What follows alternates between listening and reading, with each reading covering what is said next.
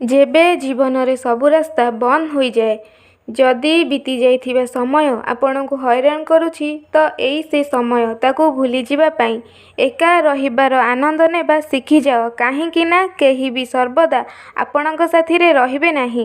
ସ୍ୱାର୍ଥପର ଲୋକଙ୍କୁ ଫୋନ୍ରୁ ହିଁ ନୁହେଁ, ଜୀବନରୁ ହିଁ ଡିଲିଟ୍ କରିଦିଅ।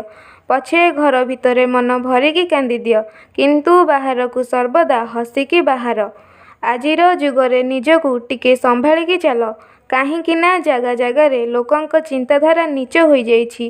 ଯେବେ ଚୁପ୍ ରହୁଥିବା ମଣିଷ ଚିତ୍କାର କରିବାକୁ ଲାଗେ, ତ ବୁଝିଯିବ କି ସୀମା ଅତିକ୍ରମ ହୋଇଯାଇଛି।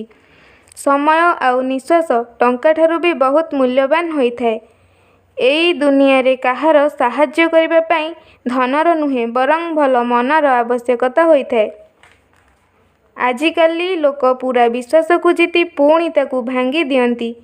କିଛି ଲୋକଙ୍କ ହୃଦୟ ଜାଗାରେ କାଲକୁଲେଟର ଥାଏ। ସେ ହାତ ମିଶାଇବା ଆଗରୁ ହିସାବ କରିଦିଅନ୍ତି କି ମୋତେ ତା'ଠାରୁ କେତେ ଲାଭ ମିଳିବାର ଅଛି। ଆପଣଙ୍କ ଜୀବନ ଆପଣଙ୍କ ହାତରେ ଅଛି, ସେଥିପାଇଁ ଏହାକୁ ଭଲ କରିବା ପାଇଁ କେବେ କାହାଠାରୁ ଆଶା ରଖ ନାହିଁ। ମୋତେ ଜଣ ଜଣଙ୍କର ବାସ୍ତବତା ଜଣାଅଛି, କିନ୍ତୁ ମୁଁ ଜାଣିଶୁଣି ନୀରବ ଅଛି। ବୁଦ୍ଧିମାନ ମଣିଷର ମସ୍ତିଷ୍କ ଚାଲିଥାଏ, ଆଉ ମୂର୍ଖ ମଣିଷର ଭାଷା ଚାଲିଥାଏ। ଯୋଉ ମଣିଷ କାହା ନଜରରେ ବି ଖରାପ ନୁହେଁ, ତ ବୁଝିନେବ କି ସେ ଚାଲାକ ହୋଇଥାଏ, ଆଉ ସେ କାହାର ଆପଣାର ହୋଇନଥାଏ।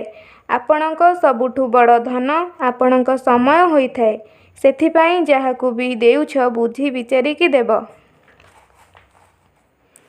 ମୁଁ ଗୋଟିଏ କଥା ଲକ୍ଷ୍ୟ କରିଛି, ଯିଏ ସଚ୍ଚୋଟ ମଣିଷ ହୋଇଥାଏ, ତା'ର ସମ୍ମାନ କେହି ବି କରନ୍ତି ନାହିଁ। ଆଉ ଯିଏ ମିଛ କହିଥାଏ, ବେଇମାନୀ କରିଥାଏ, ସେଇ ସମସ୍ତଙ୍କୁ ଭଲ ଲାଗିଥାଏ।